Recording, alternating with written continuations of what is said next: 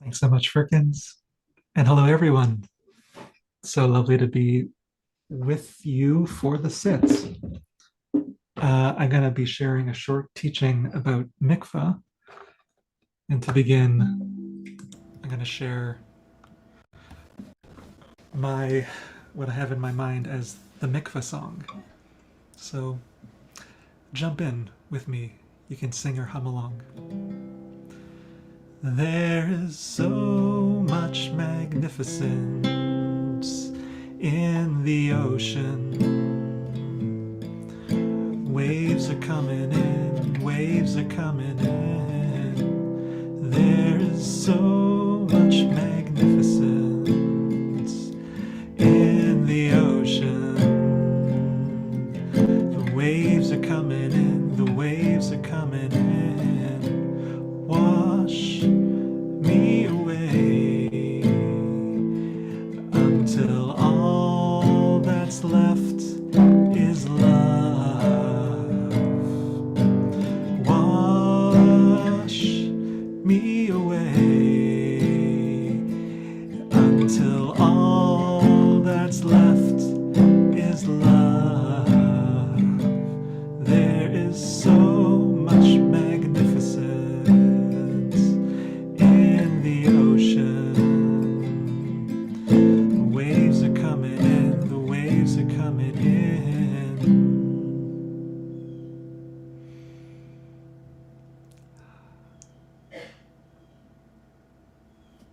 And as the waves come in and the waves of our breath are flowing, I wanted to take a moment to set the kavanah, the intention of our sit and time together, as perhaps a short dip into the mikvah. When I last led a daily sit with IJS, I shared my candle lighting practice as one of the things we do to transition into Shabbat. And for some people, taking a dip in a mikvah, which is a ritual bath made of living waters, waters from the rain or the ocean or a river, is one of the things that people do to get ready for Shabbat.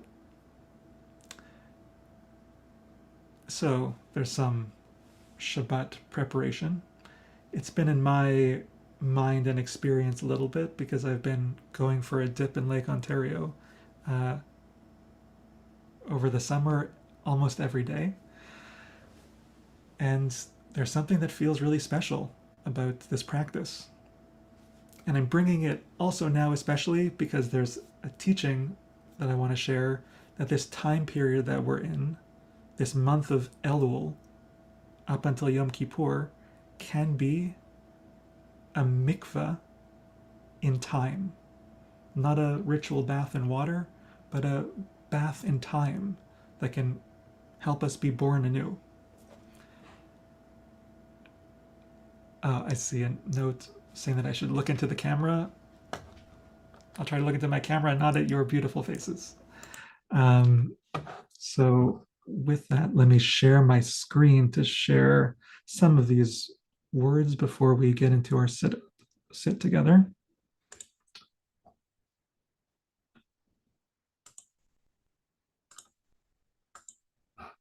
Here we are. I hope you can see this.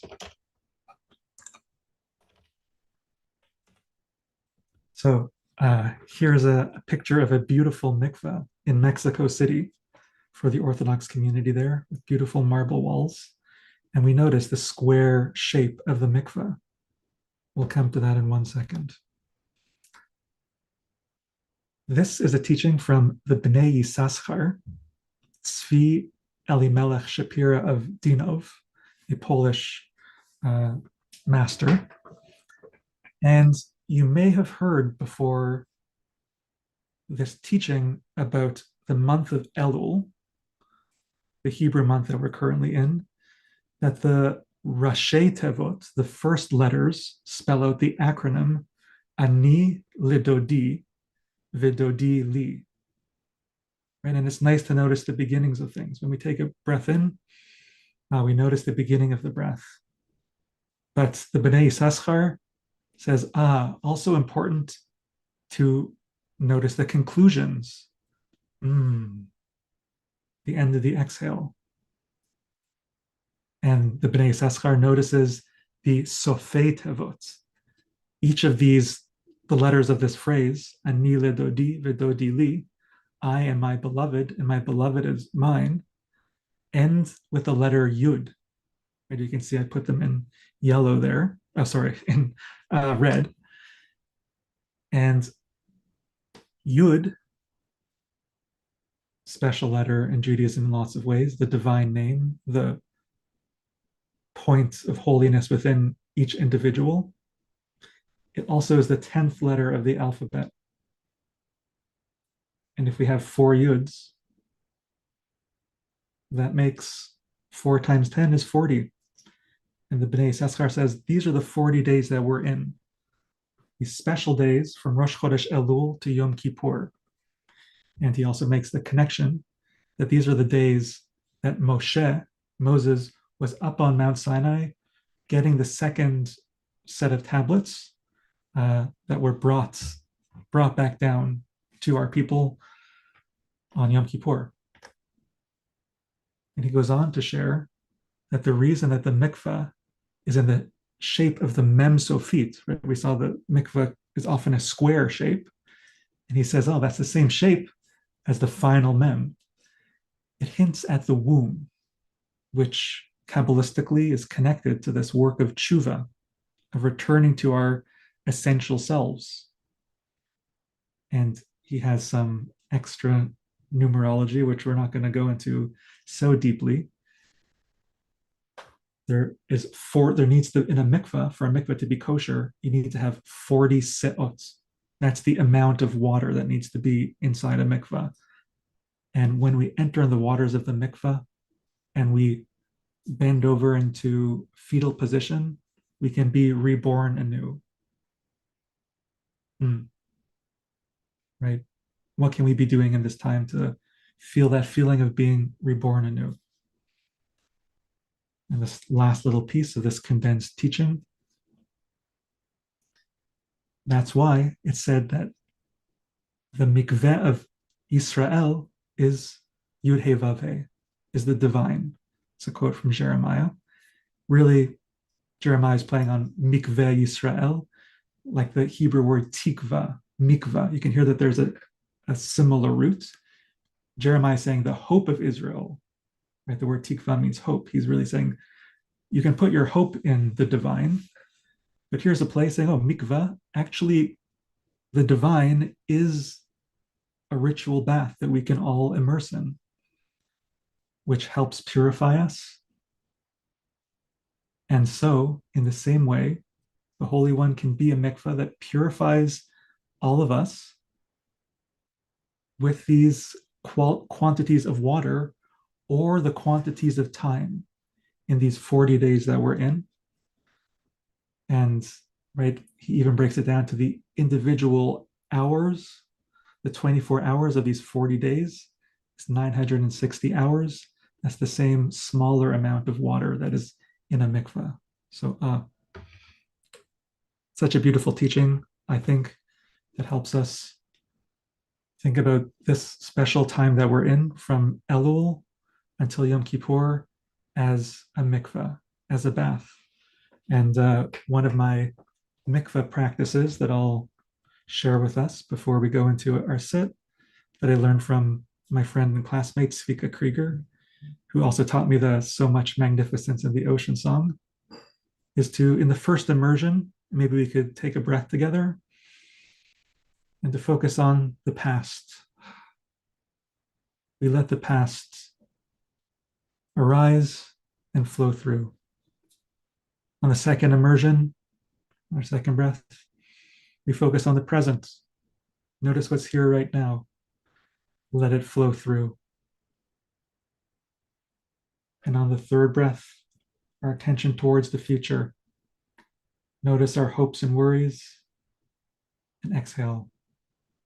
Let them flow through.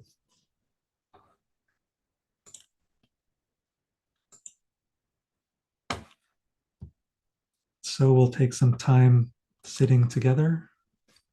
Can find a comfortable spot, a posture of support to notice the energy flowing through and relaxed enough to be comfortable. I will ring my bell to begin, and I'll bring us back at 12:55.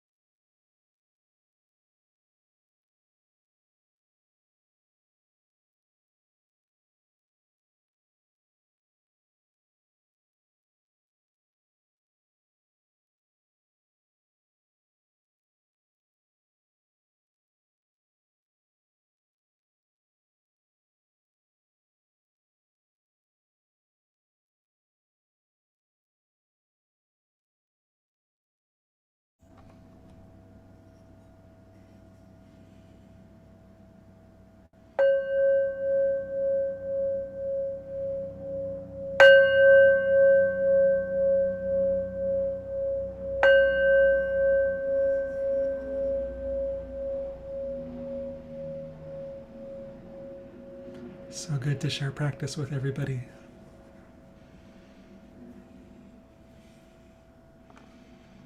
Aaron, thank you. Thank you so much for that really wonderful teaching and sit.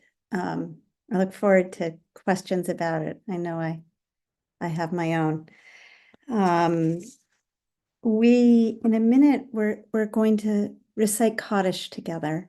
And after that, Aaron wonderfully will blow the shofar to help wake us up and help us, I'm mixing metaphors perhaps, but to help wake us up and help us immerse in the mikveh of Elul, this gift. We continue our practice now with a recitation of Kaddish for everyone among us who is in mourning. We invite you to join in, to unmute your sounds so that we can all hear one another. And please put in the chat the name of anyone that you're remembering. And I ask everyone, please, to rise in body or in spirit to recite Kaddish. Yit Gadol, Yitrasha Merabah Ma Divrahim Teviam Li Mote Aychon Yomechnu Gare Dehol Beit Israel Avala Bisman Karivim Ru Amen Shemei Rabba Olam Bina Rat Vishvat Arvit Lan Vit Nase Hadar Vit Alef Made Kusha Bechu Ela Kol Berhata Vishrata Tishbahata Nechemata Amiran Be'alma Vimru Yehe Shalom Rabba Min Shemaya Behayim Aleinu Be'al Israel Vimru Amen. Say shalom b'imromav, say shalom b'Israel, Kol Israel, Imru, Amen. Amen. Amen. Thank you, everyone. Aaron, thank you for, Aaron's going to blow the shofar, and then we'll be finishing up, sort of the formal program at 1:00. But anyone who would like to stay on till 1:15, you can ask Aaron questions about his teaching or practice in general, or anything, I suppose. So, all right, help us wake up, Aaron, and return to ourselves. All right. Here we go.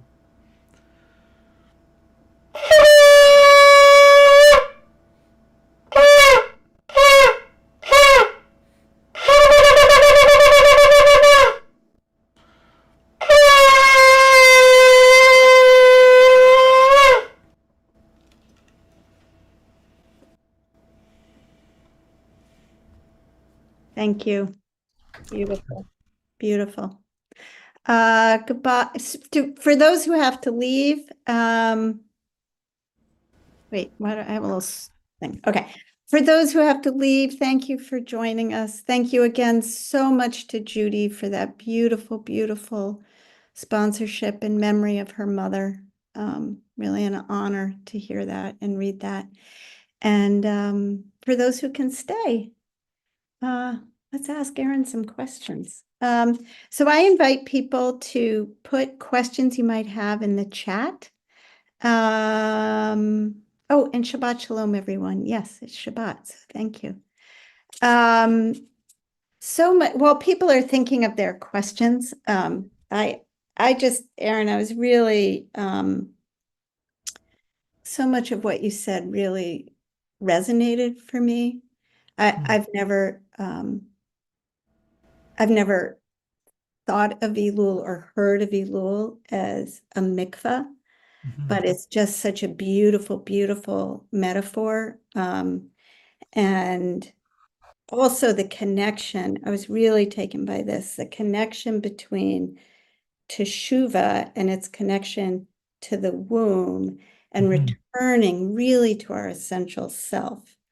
And this idea then you sort of you also wove in the mikvah, like in the fetal position in the mikvah and being reborn again, and how we have the opportunity through teshuvah, practicing teshuvah, to sort of be reborn as our self. It's really beautiful for me and so helpful. I just wanted to say, and that we get to immerse in the divine. Anything? Oh, here's some question. Well, can I say, Yeah, please, holding those, please. Yes. noticing all those strands for Yes. I mean, I Um, might have not gotten it quite right, but that's what I heard. no, you definitely did. And it reminds me, or I know that the text, right, probably feels like a lot of things thrown all at once. And there's something that I appreciate about Hasidic texts and Jewish mystical texts that do this. And for me, it feels like reminds me of like richly layered poetry, like mixing in lots of illusions that I think support each other. And just to say that the one that this text is playing with is with this sphera. For those who are familiar, there's 10 different like energy centers of the divine in Jewish mysticism. And these are all around the energy sphere of Bina, which is one of the divine mother energies.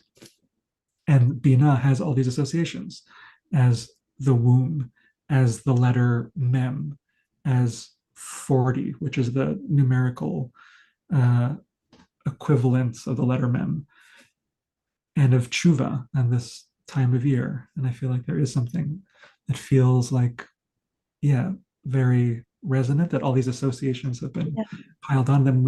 If we like enter one, the other ones might just ripple out on their own. And that's a little bit how I feel like when I go in the mikveh, right? And even like when I go in the bath, right? When I go in the shower, right? Those things can ripple out if we have some of the layering on our hearts.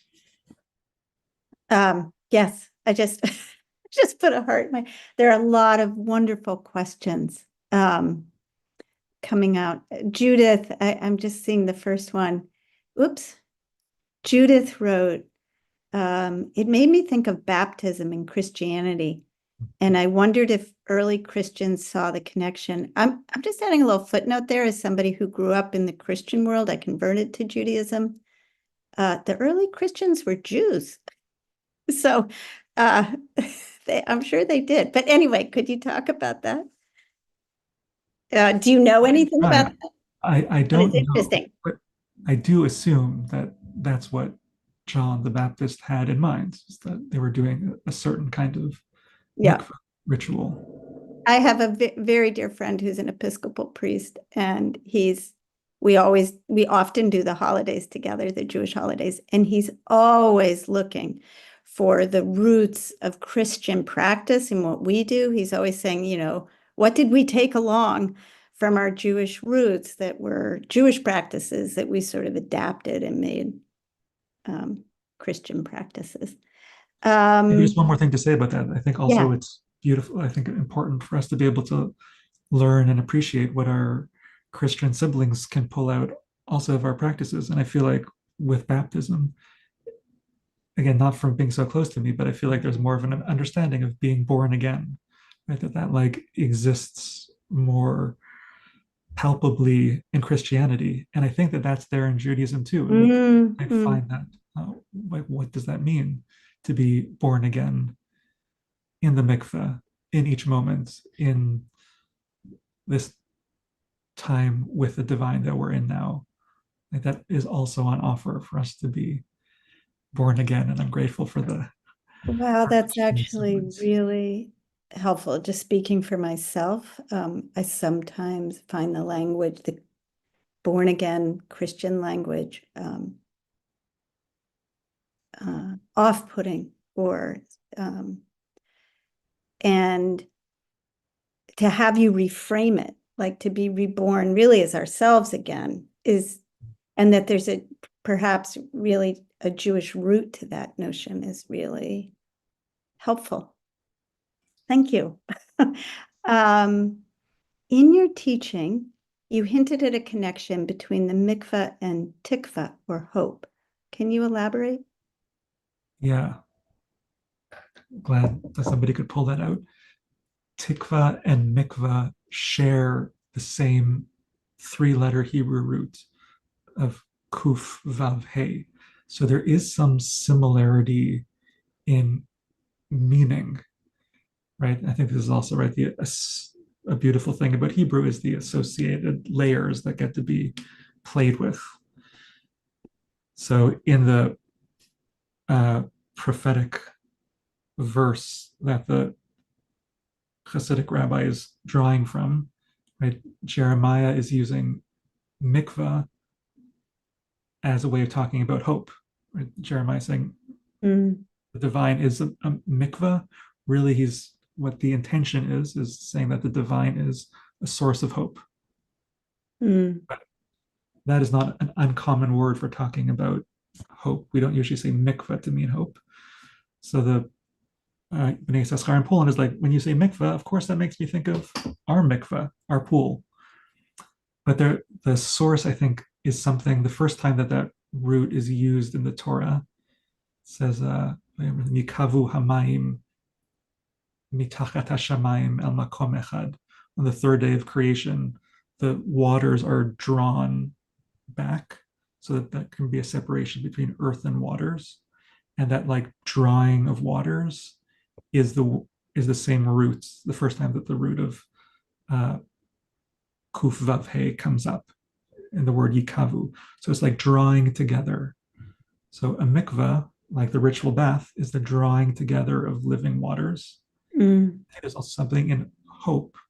There's a similar action that when we hope, we like draw in our optimism and our wishes and our hopes. There's some similarity there.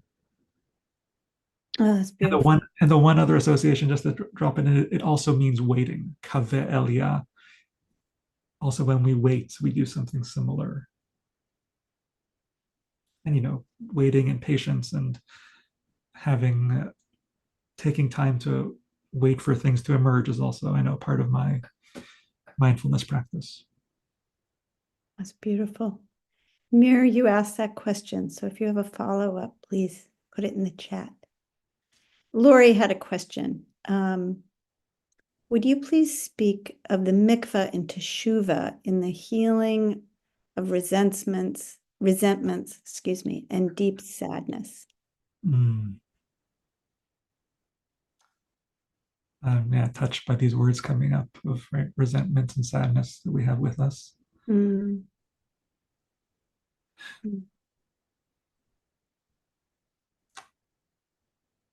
Like I don't have this solution, right? We have our spiritual technologies that and we can see if maybe they help. Right? The resentments that we carry and the pain and hurt that are heavy and they're like deep in us. And so I think the work that we need to do to like lift them off probably is lots of work. There's like lots of washing in the mikvah and lots of the work of tshuva is turning again and again, right?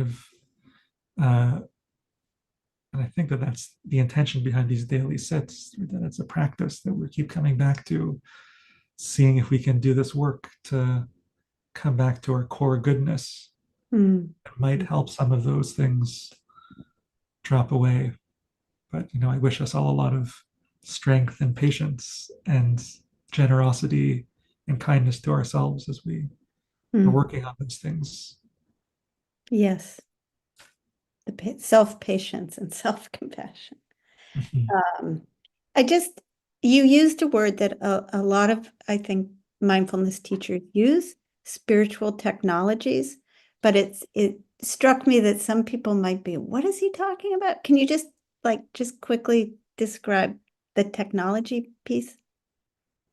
Yeah, this is a turn of phrase that I think that I associate with Reb Zalman Schachter Shalomi, who is into technology, and in the same way that we interact with technology for like in ways that serve our uses and things that we're trying to do in our lives, religion and spiritual practice also make use of different tools and practices that do have a purpose that they're moving us towards. And I think that, right, for me, it's helpful to think of them as functioning in the same way. Right, we have lots of technology, and right, sometimes we notice in our lives that it's not all helpful. Being on our smartphone all the time, lots of technology isn't necessarily what we need all the time. We have to try it out and see. And also in our spiritual lives, there's lots of things on offer. Some might be really helpful, and some also not so much. And hope we can all. I think there's the talking about it, spiritual practice as technology feels like a little bit sometimes lighter for me. So it's easier to be like, oh, I'm trying this, I'm doing this, I'm still learning how to do this. I'm a spiritual technology Luddite in these ways, but that's okay. I can. Okay, that's helpful. Yeah, it's a tool that we can use and helpful. Yeah. Okay, I'm looking some more. See. Oh, there's lots of love coming towards you. Oh, you started with a beautiful song. Where is the song from? Maybe I should see if I can look it up. So I learned it from my friend and rabbinical school classmate Svika Krieger, as I mentioned. Who also teaches for us sometimes. Yes, I know that he's around. And he took some of us into a mikveh at Isabella Friedman and taught us that song. I let me see.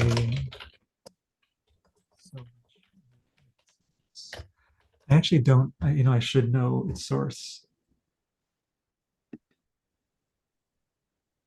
Um,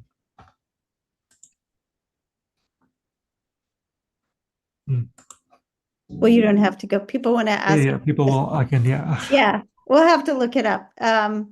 There's so much beauty and compassion in your teaching and practice, Aaron. Thank you, and Shabbat Shalom. People want you to come back. Oh, there was a question about the 3 breaths when they were in your directions for the sit.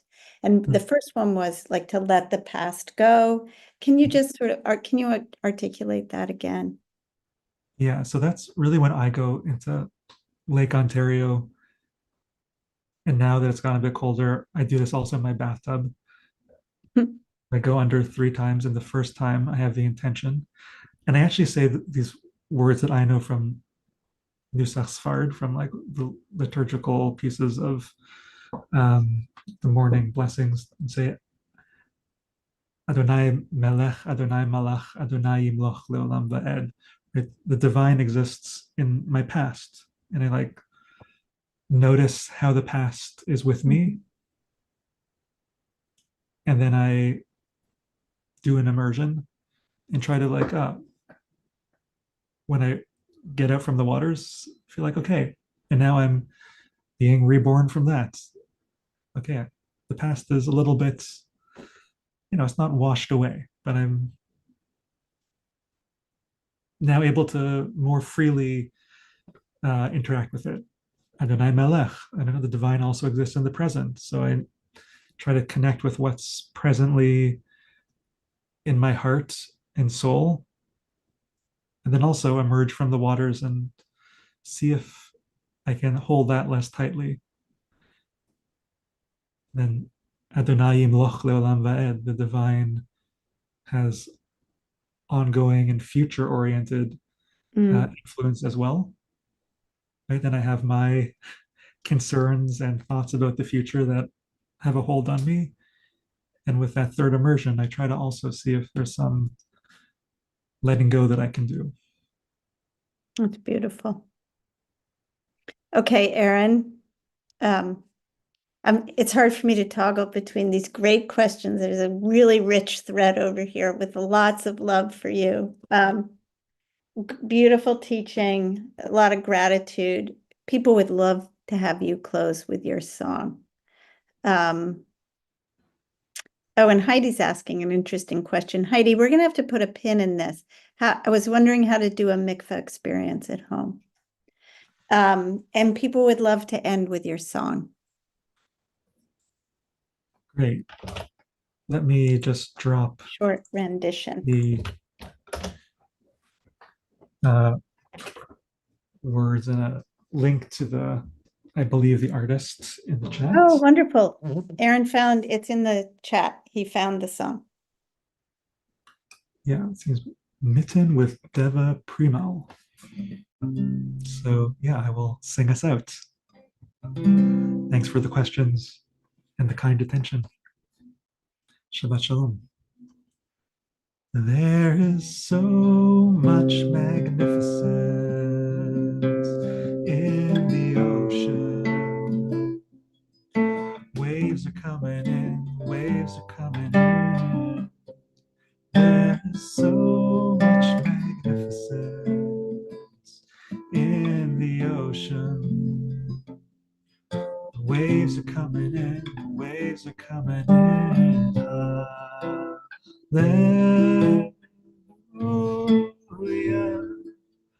Hallelujah.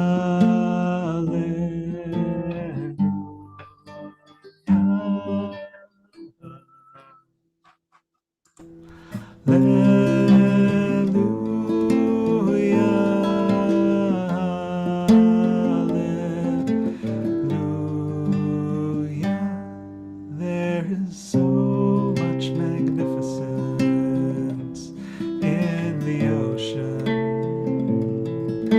Waves are coming in, waves are coming in. There is so much magnificence in the ocean.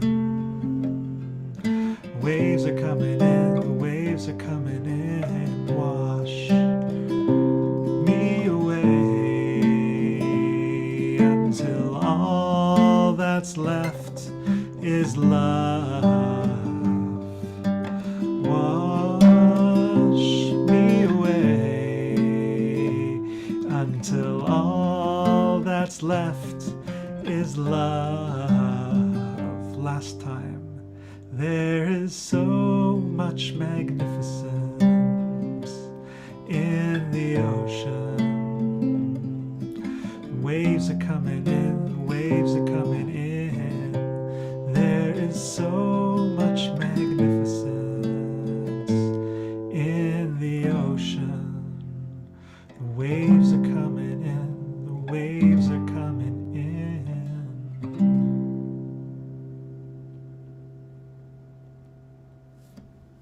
Thank you, Aaron.